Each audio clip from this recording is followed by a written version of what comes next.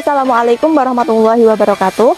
Perkenalkan, nama saya Ainur Rohmah, NIM 2120 150 920, Prodi PAI semester 3. Di video ini saya akan menyampaikan sedikit penjelasan mengenai modalitas belajar untuk memenuhi tugas mata kuliah strategi pembelajaran yang diampu oleh dosen Ahmad Syaiful Rizal MPD. Apa itu modalitas belajar? Modalitas belajar atau bisa disebut juga dengan gaya belajar merupakan cara tercepat bagi otak untuk menyerap informasi, berkomunikasi, dan berinteraksi. Modalitas belajar atau gaya belajar merupakan hal yang sangat penting dalam proses belajar. Mengapa demikian?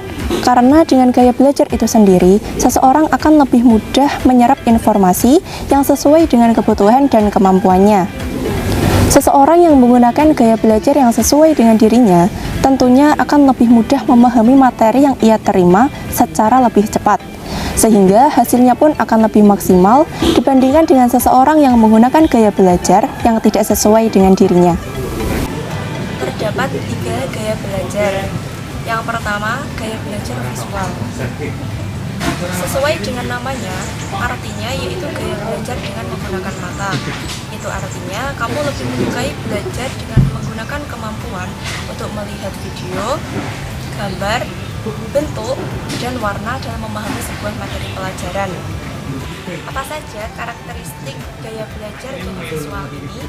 Yang pertama yaitu coret-coret. Jika kamu mendengarkan guru kamu menyampaikan materi dan kamu sambil coret-coret gak jelas di kertas, baik itu lingkaran, kotak, garis-garis maupun tanda tangan, itu artinya gaya belajarmu adalah gaya belajar visual. Kemudian yang kedua adalah larikan mata ke atas. Ini terjadi apabila kamu diberikan pertanyaan oleh teman kamu dan ketika kamu memikirkan jawaban dari pertanyaan itu, secara refleks mata kamu melirik ke atas untuk memberikan jawaban tersebut. Yang ketiga yaitu bicara dengan tempo yang agak cepat. Kemudian yang keempat, si visual ini seringkali mengetahui apa yang harus dia katakan, tetapi dia tidak pandai dalam memilih kata. Jatuhnya si visual ini malah peletotan sendiri. Kemudian yang terakhir, gaya belajar visual ini bisa dilihat dari penampilannya, dari style dan fashionnya.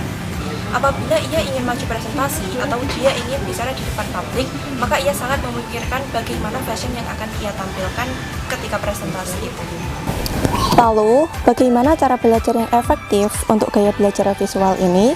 Yang pertama yaitu mind mapping atau peta pemikiran. Seperti yang saya pegang ini adalah contoh dari mind mapping, yang dimana terdapat tulisan, warna, bentuk yang dimana akan memikat para peserta didik untuk membaca dan memahami isi dari mind mapping ini. Kemudian yang kedua yaitu menggunakan gambar atau foto yang menarik. Yang ketiga, menggunakan grafik atau poster yang digunakan untuk memudahkan para peserta didik dalam memahami materi. Yang keempat, menggunakan peralatan yang dimana sesuai dengan materi yang disampaikan oleh guru. Dan yang terakhir yaitu imajinasi dari si visual itu sendiri. Si visual ini apabila membaca buku, ia lebih suka berimajinasi sendiri dengan pikirannya. Tapi, lebih mudah lagi apabila si visual ini membaca buku yang banyak ilustrasinya. Jadi ia lebih paham tentang apa yang ia baca dibandingkan membaca buku yang tidak ada ilustrasinya. Yang kedua yaitu gaya belajar auditori.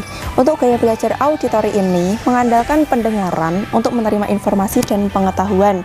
Biasanya orang dengan tipe ini tidak mempermasalahkan bagaimana penampilannya ketika di depan publik atau maju presentasi. Tidak sedemikian rupa dengan visual yang terlalu memikirkan sekali penampilannya saat maju presentasi. Lalu, apa saja karakteristik dari gaya belajar auditori ini?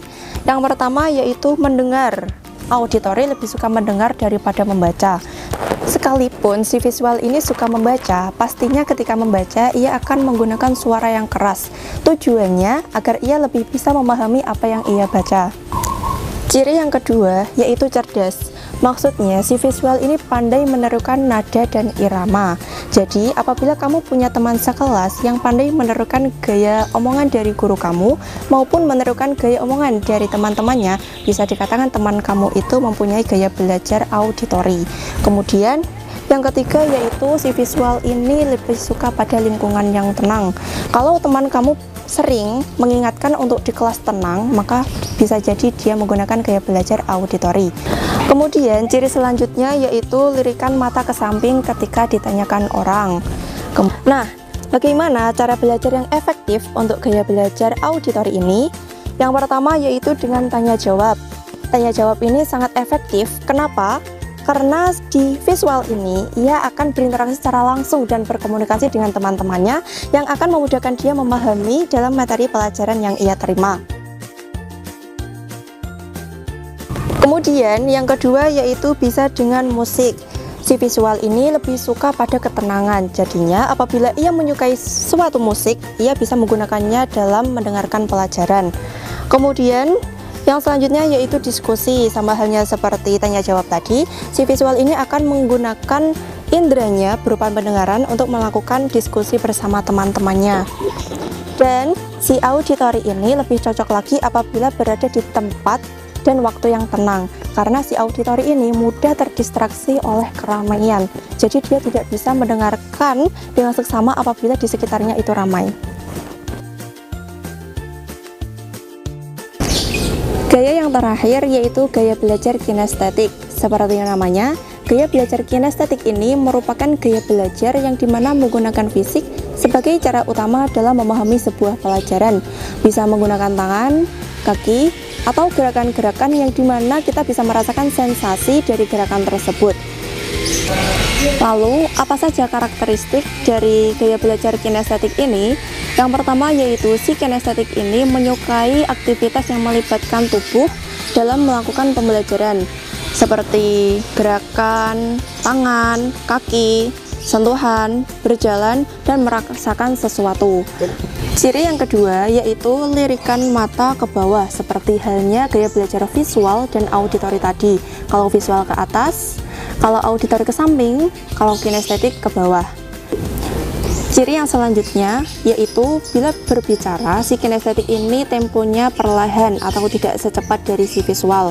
Kemudian ciri yang terakhir yaitu apabila ia mendengarkan penjelasan dari sang gurunya, ia tidak bisa duduk diam manis. Ia ingin bergerak seperti halnya kaki menjahit, tangan yang ingin kendangan atau yang lainnya. Atau bisa saja ia mendengarkan sambil berjalan atau malah berlari. Lalu bagaimana cara belajar yang tepat dan efektif bagi kinestetik yang banyak gerak ini? Yang pertama yaitu bisa dengan membuat praktikum dari materi yang disampaikan oleh sang guru. Bisa dengan membuat model, peran, praktek-praktek secara langsung yang dimana hal ini melibatkan fisiknya. Kemudian yang kedua yaitu dengan field trip atau studi lapangan secara langsung. Hal ini bisa dilakukan seperti ke tempat-tempat bersejarah yang dimana sesuai dengan materi yang disampaikan oleh guru. Yang ketiga yaitu highlighting atau menyoroti bagian-bagian teks yang dianggap penting sehingga ia bisa hafal atau minimal ingat tentang apa yang digarisinya dengan warna tersebut. Manusia diciptakan beragam dan pastinya unik. Unik dengan caranya masing-masing, baik mulai dari kegiatan berpikir, memproses, dan mengerti suatu informasi, sehingga memudahkannya untuk memahami sebuah informasi, dan kemudian kita namakan hal tersebut dengan nama belajar.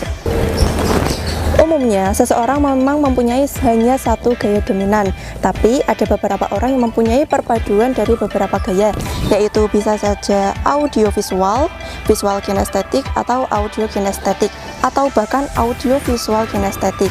Jadi, sangat bagus apabila keduanya atau bahkan ketiga-tiganya dikombinasikan agar dalam proses penerimaan materi pelajaran atau pengetahuan dapat terserap dengan cepat dan mudah dipahami. Sekian sedikit pemaparan dari saya mengenai modalitas belajar. Terima kasih dan semoga bermanfaat. Wassalamualaikum warahmatullahi wabarakatuh.